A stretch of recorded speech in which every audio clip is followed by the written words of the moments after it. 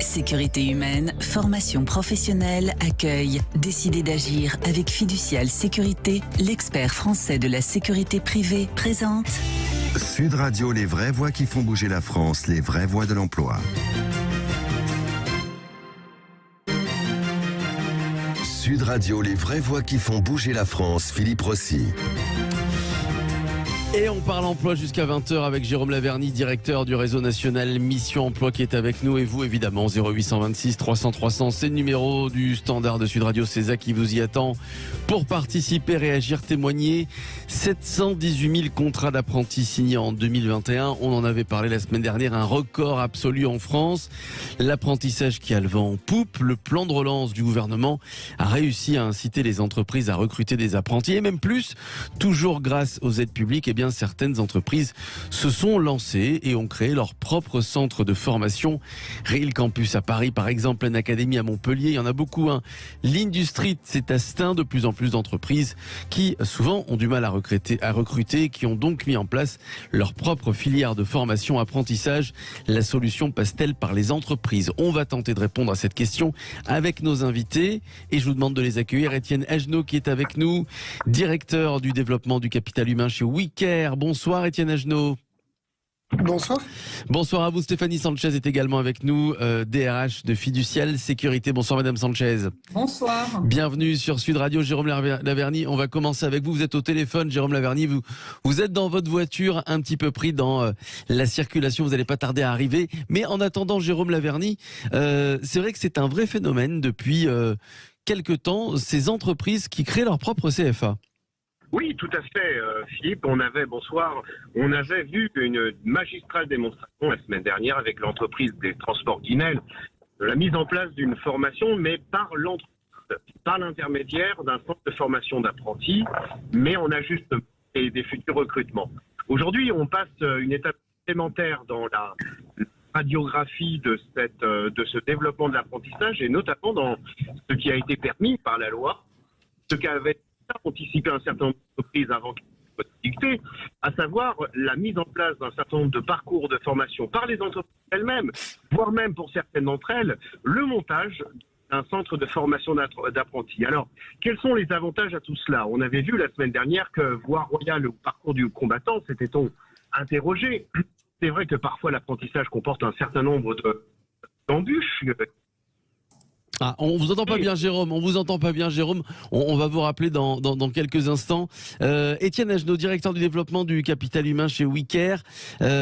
Pour un peu paraphraser ce que dit Jérôme Laverny, c'est vrai que de plus en plus d'entreprises, qui ont du mal à recruter aussi, mais pas que, ont décidé de créer leur propre CFA. Comment ça se passe chez Wicker, Étienne Agenot? Vous avez votre propre centre de formation. Racontez-nous. Nous sommes en train de lancer notre propre CFA. Notre première promotion va démarrer au mois d'avril prochain.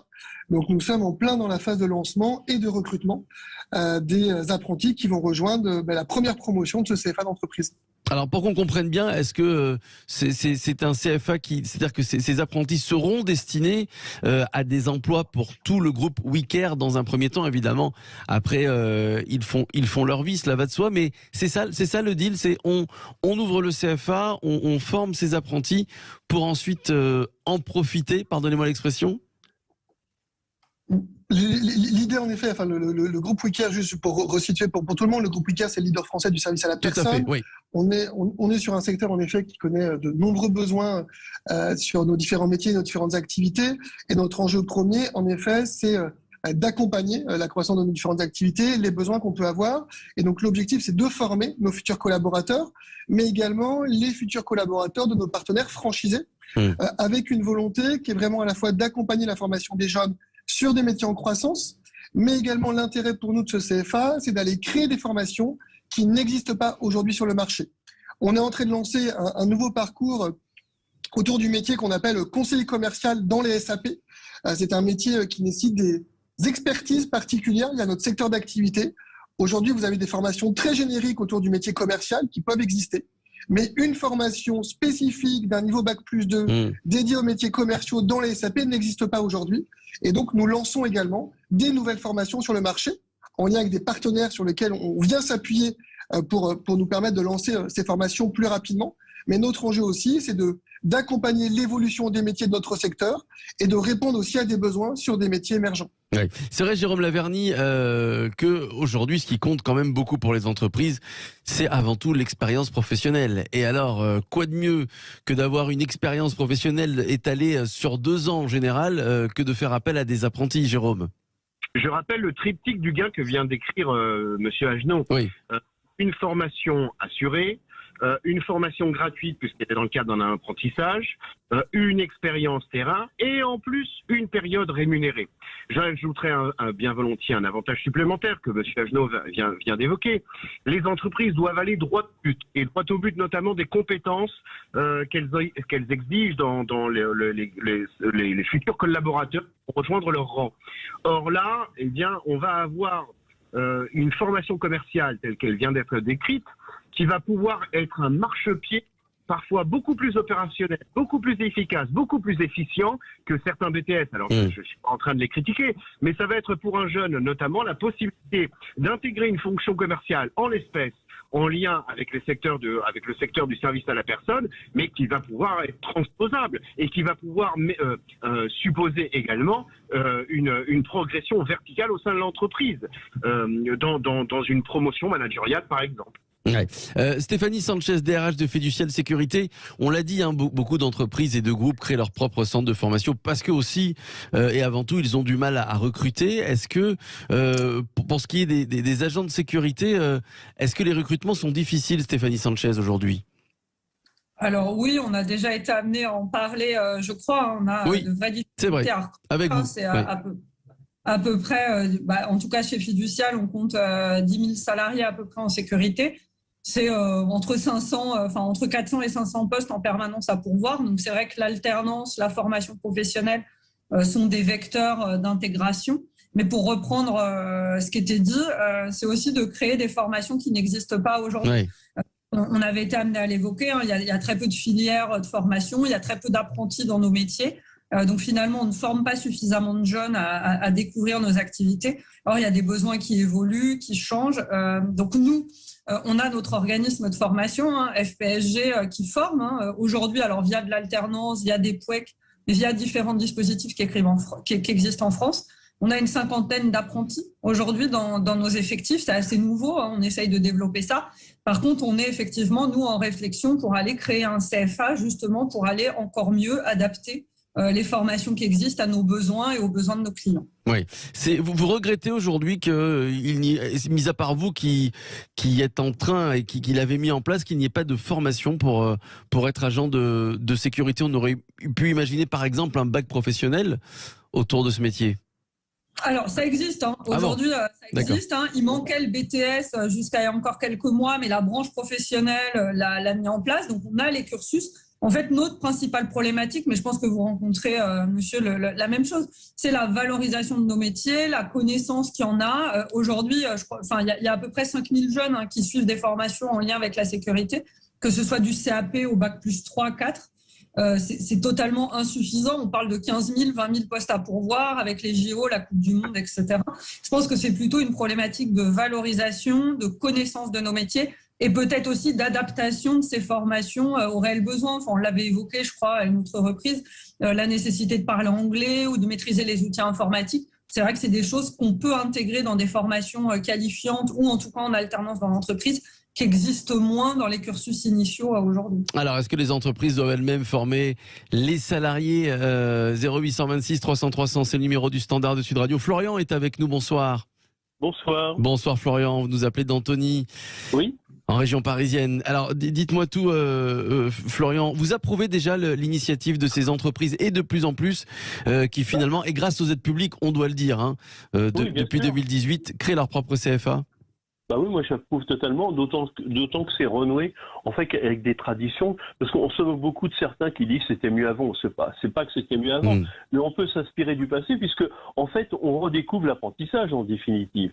Et ça c'est une bonne chose. Moi je sais que j'ai eu des élèves, si vous voulez, qui n'attendaient qu'une chose, notamment en quatrième, c'est de pouvoir partir pour faire de l'apprentissage, et c'est pas possible.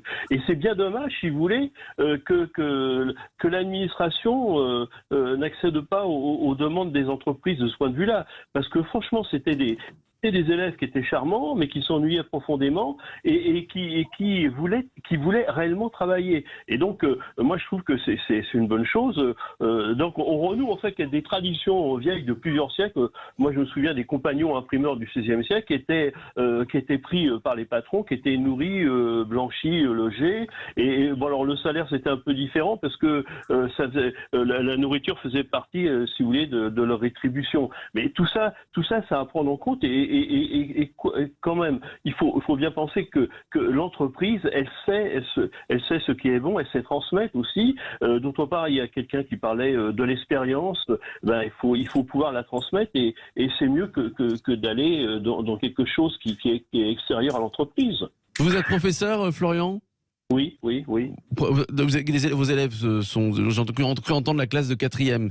C'est ça, vos élèves ont 13 ans, 14 ans. Donc vous dites qu'il y en a qui, concrètement, veulent entrer tout de suite dans le milieu du travail. Qui veulent véritablement, et j'en ai eu un en particulier, bon il y en a eu d'autres, qui n'hésitaient pas à se lever à 4 heures du matin alors qu'ils s'ennuyaient profondément en cours. Et on peut d'autant plus le faire, si vous voulez, aujourd'hui, que il y a des formations qui sont à côté. J'entendais aussi un des intervenants qui parlait de savoir maîtriser l'anglais, donc on peut très bien coupler tout ça. Mais c'est vrai que si ça se fait au sein de l'entreprise, moi je trouve que c'est plus cohérent. Que vous inspire le témoignage de Florian, Jérôme Laverny? Eh bien, écoutez, c'est exactement en adéquation avec une aspiration rampante dans une grande partie de la population, c'est-à-dire de faire du concret et d'essayer de renouer les apprentissages avec une perspective professionnelle. On a trop souvent séparé, voire divorcé l'éducation nationale de la perspective professionnelle. Bien sûr qu'elle a vocation à éduquer des êtres humains, mais un être humain va finir à un moment donné par travailler, et c'est précieux qu'il ait des apprentissages destinés à ce point-là. Petit détail, on avait relevé et les embûches de l'apprentissage la semaine dernière, le fait qu'il était difficile parfois pour un jeune de trouver une entreprise. Eh bien, ces CFA d'entreprise permettent de résoudre cette problématique. On avait souligné aussi parfois un travers dans un organisme de formation à inclure dans des parcours de formation des choses qui n'étaient pas forcément nécessaires. C'est encore un avantage de ces CFA d'entreprise. Donc vraiment, il y a là quelque chose. Et puis il y a le rythme aussi, des rythmes qui sont parfois un peu chaotiques dans certains CFA, 2 jours de cours, 3 jours d'entreprise, c'est très mauvais. Et bien là, pour le coup, les entreprises vont véritablement de façon très concrète, au mieux des aspirations du terrain, c'est-à-dire du travail effectué dans leurs équipes et de l'organisation personnelle des apprentis. Oui. Et Étienne Agenot, pour revenir sur ce que disait Florian, alors c'est vrai que depuis quelques années, le gouvernement, on peut le dire, on peut le saluer, a mis le paquet sur l'apprentissage, et ça marche d'ailleurs. Pour ce qui est de l'éducation nationale, Étienne Agenot, vous aussi, vous déplorez, comme beaucoup de patrons d'entreprise, le fait que l'éducation nationale n'évolue pas trop, reste en retrait. On a l'impression que l'éducation nationale ne veut pas comprendre que finalement l'apprentissage c'est bénéfique pour tout le monde, et pour nos jeunes et pour vous, patron d'entreprise. Étienne Agenot. Je pense que les actions qui ont été mises en place par le gouvernement là sur 2020-2021 et ce qu'on vit en ce début d'année montrent bien en tout cas la prise de conscience de l'intérêt de l'apprentissage dans le développement de chacun. Moi, je suis moi-même issu de l'apprentissage, donc j'en suis ultra convaincu. J'ai fait mon bac+5 en apprentissage, et on a parfois cette image, en effet, que l'apprentissage sert quelques métiers, mais ça sert bien tous les métiers. Donc non, aujourd'hui, je pense qu'on est tous convaincus. Les organismes publics, les écoles, tout le monde travaille sur le sujet. Après, il est important aussi, de tenir compte aussi des modalités d'apprentissage pour tous. Certains vont préférer le format classique de formation qui inclut peut-être plus un stage que de l'apprentissage. Certains seront plus à l'aise dans le mode de formation par apprentissage. Ce qui est important, c'est que chaque jeune puisse trouver sa voie, quelle qu'elle soit, sous quelque format qu'elle soit.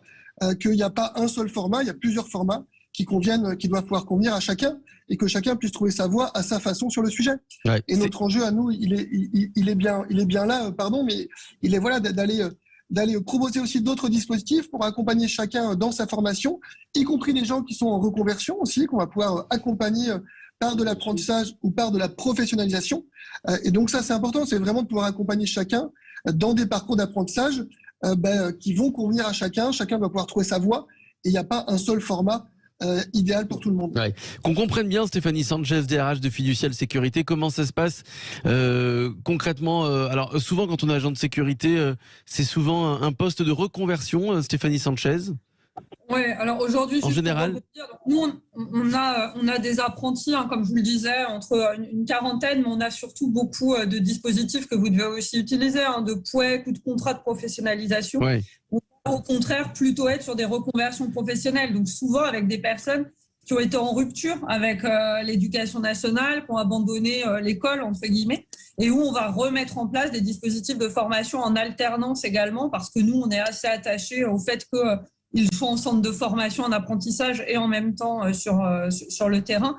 Donc, c'est majeur. En permanence, on a 4, 5 ou 6 sessions en cours dans l'entreprise, donc c'est une cinquantaine de personnes qu'on forme comme ça, avec plutôt des bons résultats, que ce soit en fidélisation dans l'emploi, puisque comme vous le disiez Jérôme, souvent c'est de trouver une entreprise ou de trouver un job après les formations.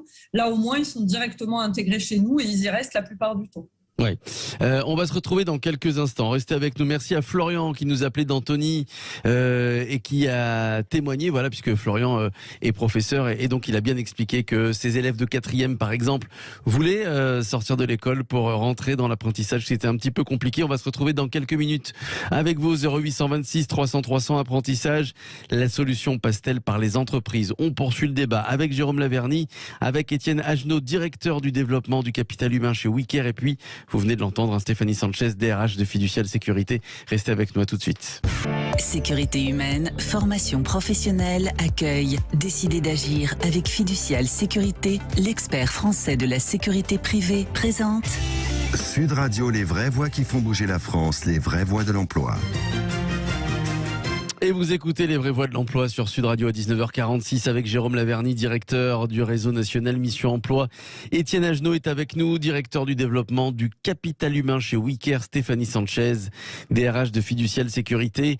Apprentissage, la solution passe-t-elle par les entreprises? Eh bien, c'est le thème de cette deuxième partie des vraies voix de l'emploi ce soir, et depuis 19h25, on débat autour de cette question.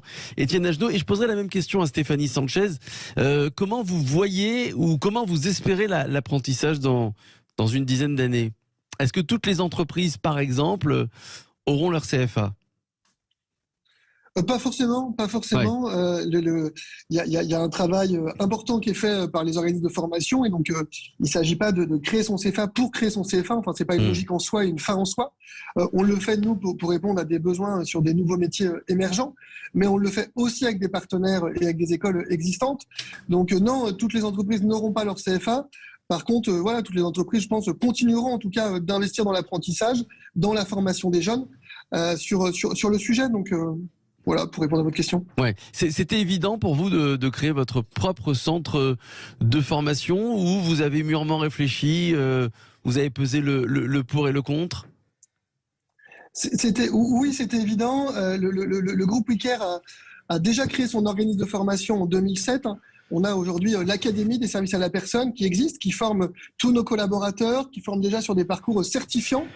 Tous les collaborateurs qu'on embauche en CDI, tous nos responsables d'agence ont la possibilité de pouvoir intégrer un parcours pour obtenir un diplôme de Bac+2 ou de Bac+4 dans les services à la personne. Et donc le CFA s'inscrit dans cette continuité de logique par rapport à ça. Et puis il répond à une ambition forte, parce qu'on a une ambition sur l'année 2022 de recruter au moins 1000 apprentis, qui est l'ambition qu'on se fixe. Donc tout ça s'inscrit bien dans notre ADN de formation, d'accompagnement, de développement de nos collaborateurs.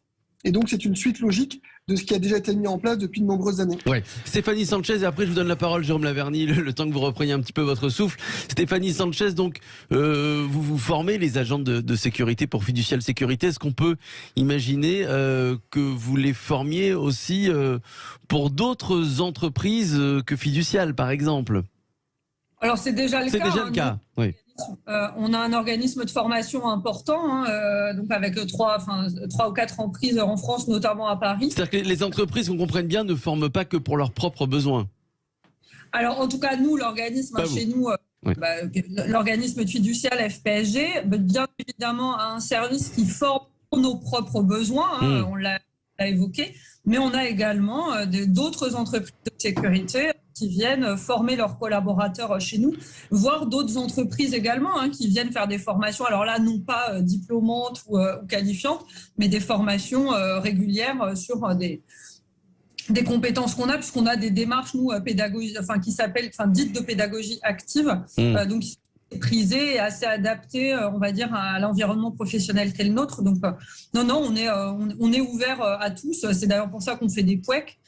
Certaines sont dédiées à fiducial pour qu'on y mette des parcours de formation adaptés à ce que nous, on souhaite. Mais après, l'organisme s'adapte également aux besoins de ses autres clients, qui sont nombreux d'ailleurs. Ouais. Jérôme Laverny. Alors, plusieurs choses. Alors, tout d'abord, on a vu à plusieurs reprises, et par le témoignage d'un certain nombre d'entreprises sur ce plateau, qu'il y a un diplôme qui aujourd'hui est universellement demandé en France, tout secteur confondu, tout poste confondu, qui est celui que rangent certaines entreprises sous un concept un petit peu opaque, parfois, de savoir-être. En somme, de comportement professionnel, d'adaptation effectivement avec.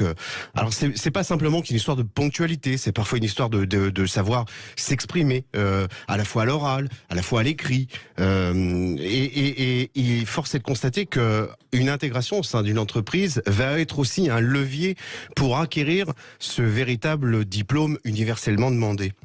Un CFA d'entreprise, c'est aussi un CFA, je le disais tout à l'heure, qui va droit au but, y compris du point de vue du contenu pédagogique. Stéphanie Sanchez rappelait qu'il y a déjà, oui, certes, des bacs pro sécurité, mais qui doivent alimenter le parcours pédagogique d'un élève sur 2 ans. Alors vous imaginez bien que pour l'alimenter, on y met tout un tas de choses, et parfois des choses, reconnaissons-le, qui ne sont pas forcement utiles. Et puis, donc qu'est-ce qu'il faudrait faire? Supprimer par exemple c'est ce que font les entreprises. Ouais. Vous voyez, le parcours de conseiller commercial, monsieur Agenot, c'est combien de temps pour l'obtention du diplôme?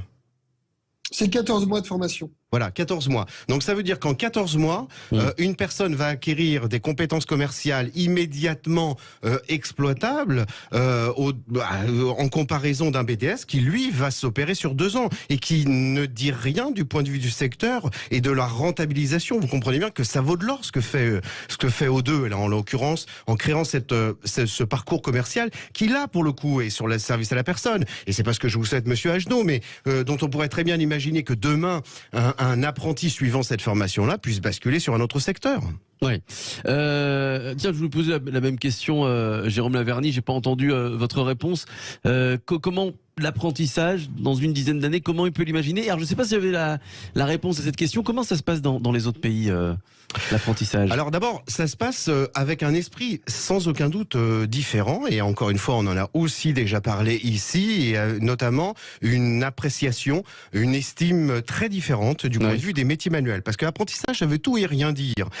Et s'il y a un apprentissage qui pâtit, qui souffre encore d'un manque de candidats, c'est précisément l'apprentissage sur les métiers manuels, parce que ces mêmes métiers manuels ont été trop dévoyés, trop méprisés pendant un certain nombre d'années, et puis pour certains d'entre eux, ils sont complètement ignorés. Donc je pense qu'il y a un effort à faire qui est considérable sur l'orientation, sur la formation des professeurs qui, n'ayant pas vocation à être des conseillers d'orientation, vont néanmoins apporter certains éclairages sur la façon dont de s'orienter. Il faut aussi que les parents, les profs, les élèves prennent conscience que intégrer un secteur, intégrer un métier, ça n'est pas rentrer dans un silo complètement fermé, dans un tunnel sans sortie.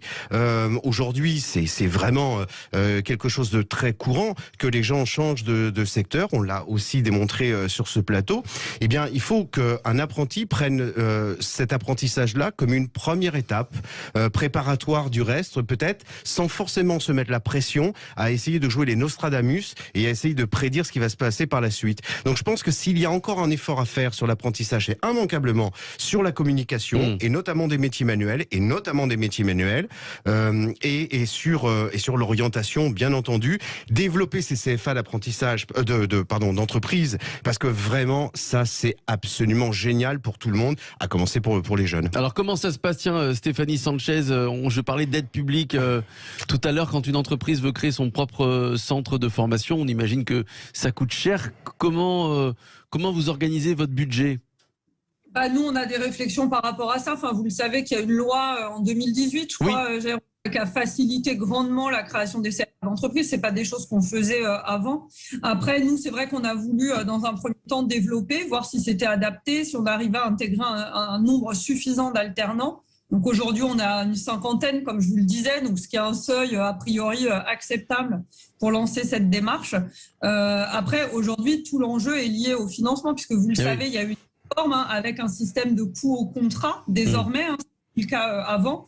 Et c'est vrai que du coup, enfin, je ne sais pas comment vous le faites chez O2, mais il y a vraiment un seuil minimum d'apprentis à avoir pour que ça soit rentable.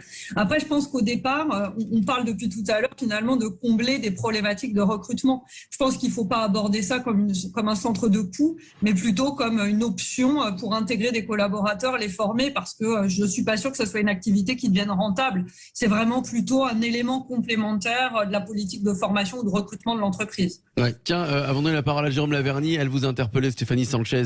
Étienne Agenot, comment ça se passe chez O2 ? Mais on est dans la même logique. C'est un investissement qu'on fait dans la formation qui vise à préparer, accompagner des personnes sur nos métiers, sur nos besoins. Ce qu'on disait, on est dans le concret, on est dans l'opérationnel, on répond à des vrais besoins. Et d'ailleurs, les apprentis qu'on recrute sur nos métiers d'auxiliaire de vie aux familles, on les recrute en contrat d'apprentissage CDI. Parce que nous sommes déjà sur un métier, nous avons des besoins derrière, et donc notre enjeu est bien de former et d'accompagner. Et donc on propose l'emploi, la formation et le CDI sur ces métiers. Et en effet, on est sur des seuils, les seuils de 50, 100 apprentis sont les seuils assez standards en termes d'aspects budgétaires liés au coût au contrat. Mais en tout cas, on est plutôt dans une logique d'investissement dans des recrutements, dans des besoins et dans la formation de nos futurs collaborateurs.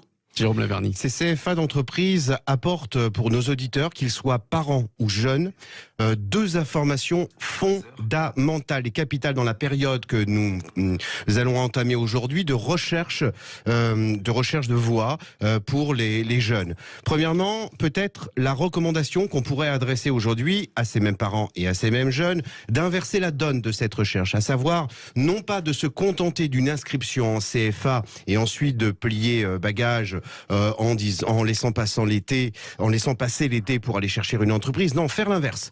Chercher une entreprise. Commencer par chercher une entreprise et ensuite chercher un CFA. Croyez-moi que quand on a une entreprise d'accueil en poche, les portes de tous les CFA s'ouvrent assez facilement. Et puis, il y a une deuxième information que donne l'existence de ces CFA d'entreprise, c'est qu'il ne faut pas s'arrêter, se cantonner à un métier en particulier, voire décliner les recherches sur des métiers connexes, parce que parfois, il y a la possibilité d'intégrer un secteur, encore une fois, avec ce triple gain, formation gratuite, formation rémunérée, expérience au sein de l'entreprise et Monsieur Agenot le rappelait à l'instant, voire même une cerise sur le gâteau et donc un quatrième gain, celui d'un recrutement futur. Donc s'il vous plaît, auditeurs, jeunes ou parents, renversez la donne, allez chercher une entreprise et ensuite inscrivez en CFA et élargissez le champ des recherches. C'est une aventure passionnante qui commence en ce début d'année. Vous avez raison, parce que quand on va sur Internet ou sur les réseaux sociaux, on se rend compte souvent de la galère, entre guillemets, de ces apprentis qui recherchent une entreprise. C'est extrêmement compliqué. Merci à vous. Merci Jérôme Laverny, directeur du réseau national Mission Emploi. Merci à vous, Étienne Agenot. Vous êtes directeur du développement du capital humain chez Wicker. Et puis Stéphanie Sanchez, qui a participé à cette émission, à ce débat DRH de Fiducial Sécurité. Évidemment, on aura l'occasion de reparler apprentissage, CFA, centre de formation, dans une prochaine émission. Dans quelques minutes, vous avez rendez-vous avec le Loft Musique et ce soir, Yvan Cujous qui reçoit le chanteur Le Noiseur. Restez avec nous, à tout de suite, le Loft dans quelques instants, à tout de suite.